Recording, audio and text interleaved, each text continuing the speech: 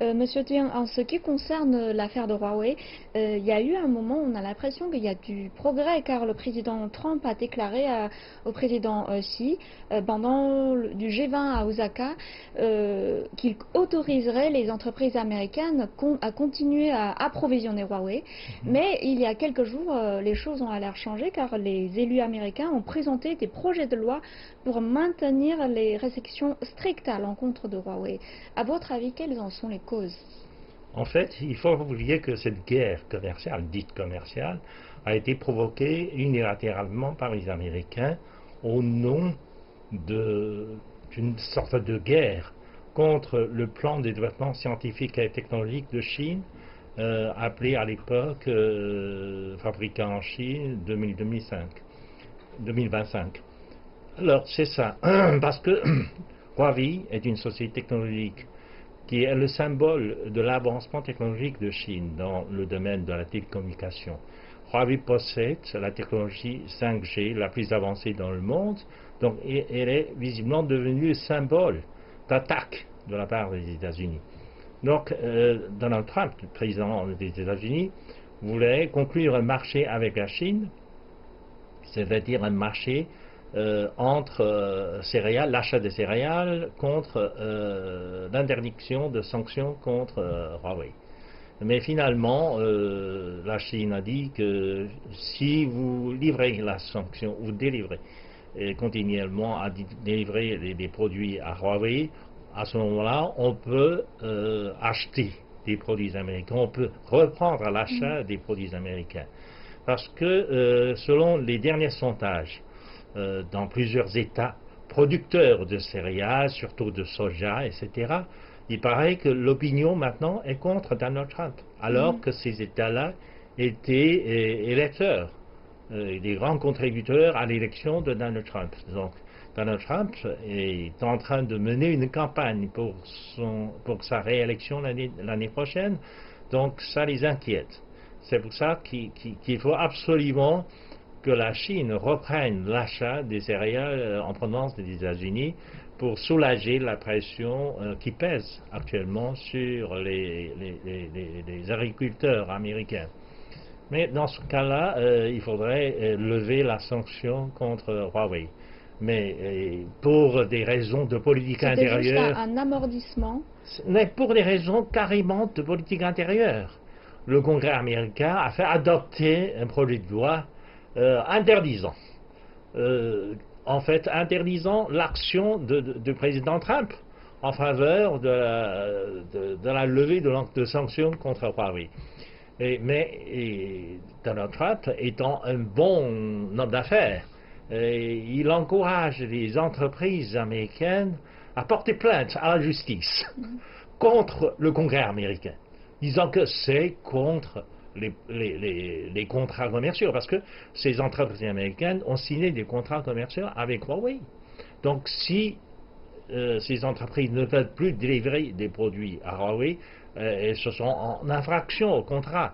Les entreprises américaines sont sous peine d'amendes assez lourdes pour cela. Donc ces restrictions à l'encontre de Huawei, c'est le vrai message du président Trump. C'est ça. Non, c'est devenu une lutte interne entre le Congrès américain et le président Trump, maintenant.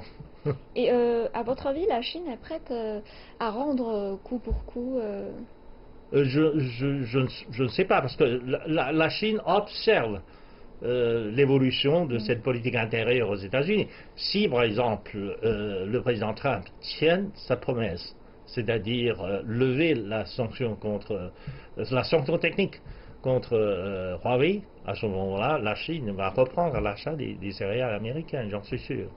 Mais si Huawei est toujours sous sanction, mais bien sûr, on ne va pas continuer à acheter des céréales de ces États américains. Tout à l'heure, vous parlez de l'élection de M. Trump. Oui. Et, à votre avis, comment ça se passe, la réélection de Trump? Ça va impacter directement la guerre sino-américaine? Je pense que la guerre commerciale jouerait un rôle essentiel dans sa campagne électorale, surtout l'année prochaine. Parce que à mesure où les effets de la guerre commerciale se feront sentir par les consommateurs américains, Donald Trump aura du mal encore faire glorifier les résultats de croissance, etc., parce que l'économie américaine, avec cette guerre commerciale, risque de tomber dans une profonde récession l'année prochaine. Et des signaux ont été donnés par la bourse, par exemple. Des signaux ont été donnés par la bourse, par les statistiques, etc.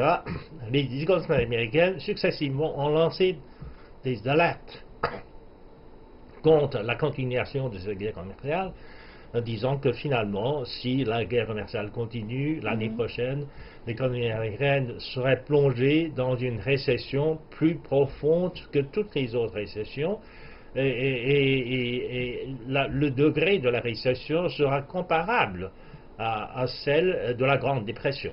Donc c'est vraiment un avertissement très sérieux. Donc à votre avis, si jamais cette guerre commerciale continue, est-ce qu'on doit être inquiet? Bien sûr, bien sûr. Si la guerre commerciale continue, si l'économie américaine tombe dans la récession, ça aurait des impacts globaux. Donc toute l'économie mondiale sera affectée par une récession qui commencera, comme la dernière crise financière, qui commencera par les États-Unis, mais qui se répandra à travers le monde. Et donc tout le monde sera impliqué, personne ne sera épargné. Comme vous avez dit, les autres pays seront également concernés. Oui. Et vont-ils réagir? Bien sûr, ces pays-là, parce que d'abord et avant tout, la guerre commerciale va à l'encontre des intérêts de l'économie américaine.